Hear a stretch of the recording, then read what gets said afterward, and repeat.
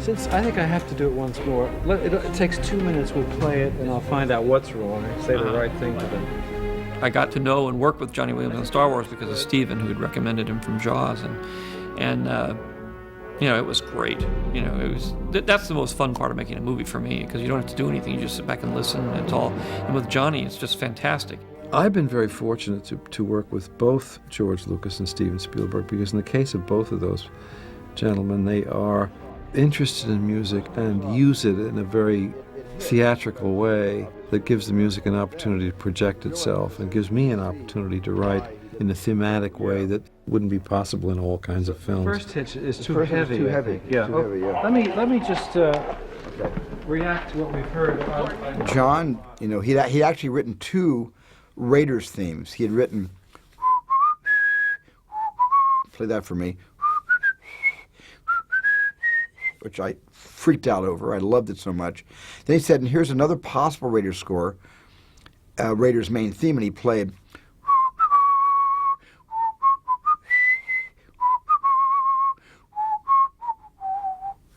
And so he had 2 choices, and I think my only input was to say, can't you use both? And he did. He made the latter the bridge, and he made the former the main theme. That's a perfect example of the kind of collaboration that we have done with these things. Interesting about that da da da dee da da da, a very simple little sequence of notes, but I spend more time on those little bits of musical grammar to get them just right so that they seem inevitable, seem like they've always been there. They're so simple, and I don't know how many permutations I will go through with a 6-note motif like that, 1 note down, 1 note up, and spend a lot of time on these little simplicities, which are often the hardest things to capture, I think, for anybody. Good morning.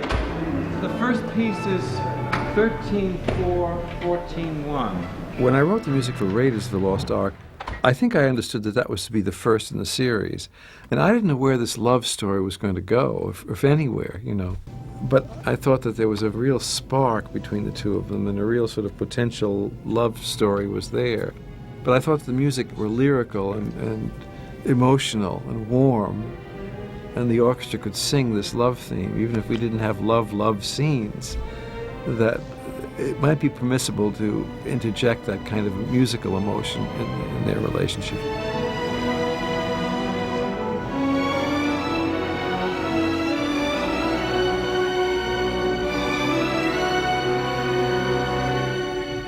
These films do present a wide range of musical challenges.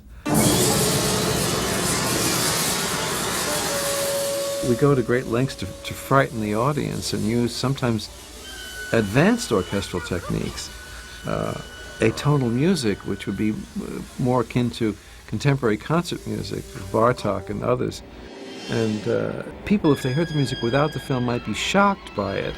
But for me and for the orchestra also, it's a pretty exciting challenge to do, to be still on the right pace with what we see and hear and feel. So those things are terrific fun to do. Fun in this sense also. I mean, we have the Nazis, you know, and the orchestra hits these 1940s dramatic chords, you know, the seventh degree of the scale on the bottom, which is like a kind of an old signal of some evil militaristic doer.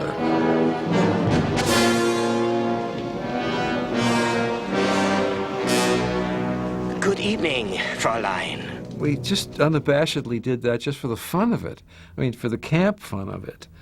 And it's admissible, it seems, in the style of a picture like this.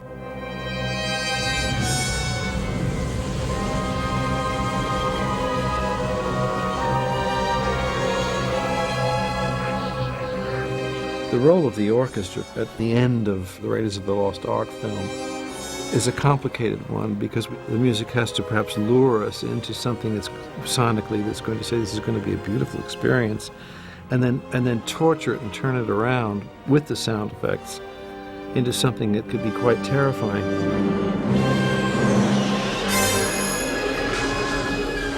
It's something that we would do in opera. It's part of the grammar and part of the technique of a composer and an orchestrator's tools to manipulate sound in that way, to lure us into one place and then deliver something else in the process. The end of Raiders of the Lost Ark, a very good example of that kind of sonic transformation.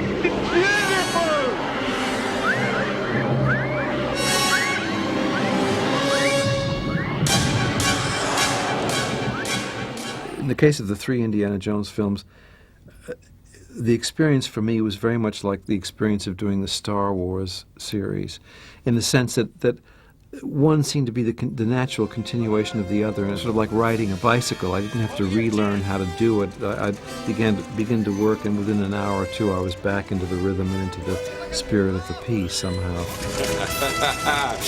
Nice try, Lao She!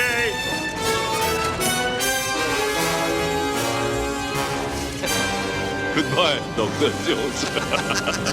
Also, we have the hero's theme, which is common to all 3 films, so the starting point is always enhanced by having a given musical subject from an earlier film.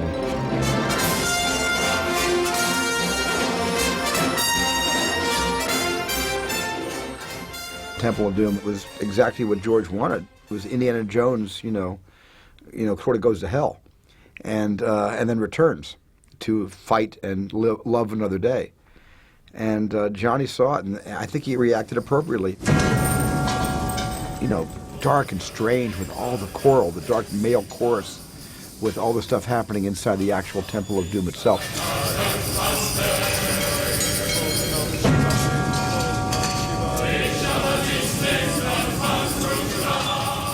John did an amazing score and really brought the movie up in my eyes. And I love his Trek music. I love the kind of Trek score where the elephants are going across Sri Lanka. I thought that was some of the most beautiful Trek music I'd ever heard.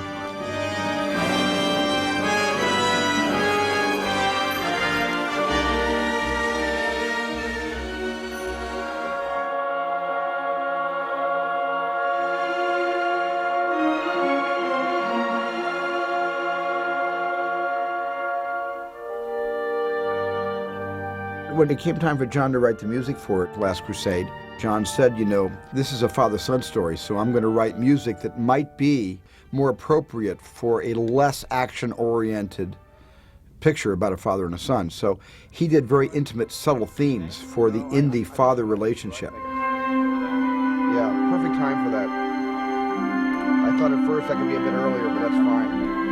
You like that between them? Oh, it's wonderful. It's a reinstatement of his theme.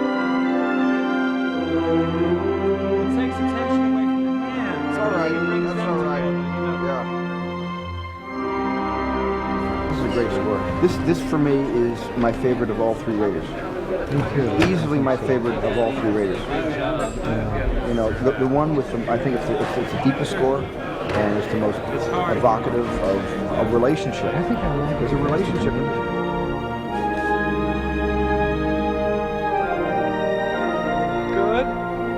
Good. 36 wins, little tenuto tongue every 8th note.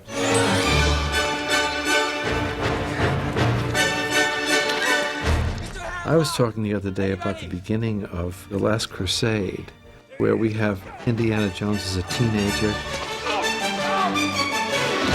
And I was thinking about this thing, and I think that sequence is actually about 4 minutes, because I've recently looked at it musically. And it's got, in that 4 minutes I counted, it's like 55 musical sync points. And what strikes me about that sequence also is that we're moving all the time. We're moving on the horse, moving in the car, moving on the train. All this action is taking place as we're traveling. And all the result of some writer's wacky imagination. Well, we'll have a train with snakes, in the first 2 minutes. And that's the whole spirit of all those films.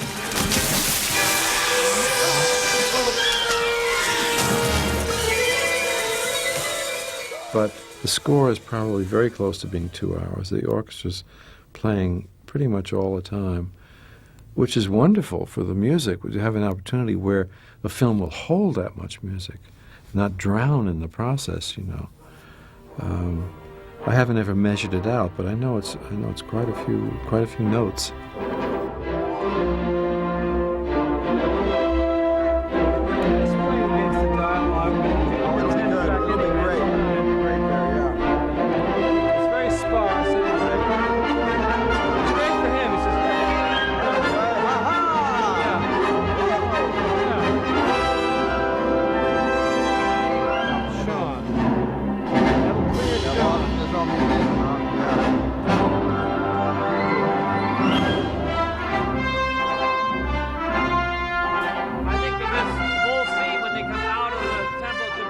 Well, I hear rumors that there will be an Indiana Jones 4. I hope it's going to happen. It would be wonderful because it would be an opportunity to take another romp through the imaginations of George and Stephen, particularly, and their writers. But for me, the experience of doing the trilogy of Indiana Jones has been an important one in the overall stretch of what I've done in film. It was a joyous experience doing this, always is with George and Stephen. And the fact that the music, that I can still play it in concerts and that other people still will do that from time to time, is enormously gratifying to me, that people remember it on its musical leg, so to speak, which is, I have to say, the result of the happy coincidence that people remember these films so well. They've been a very important experience for me, and I look forward very much to revisiting all of this in Indiana Jones 4. I think it'll be a very exciting thing to do, and a very pleasurable one, certainly.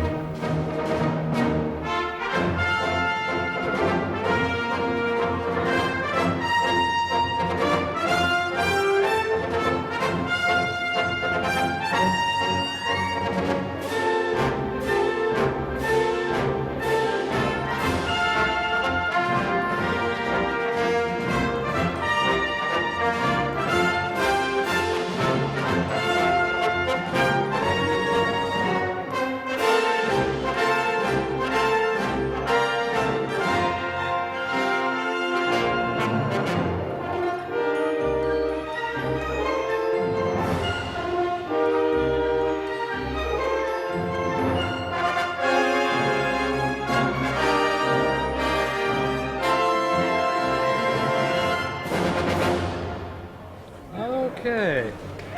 All right.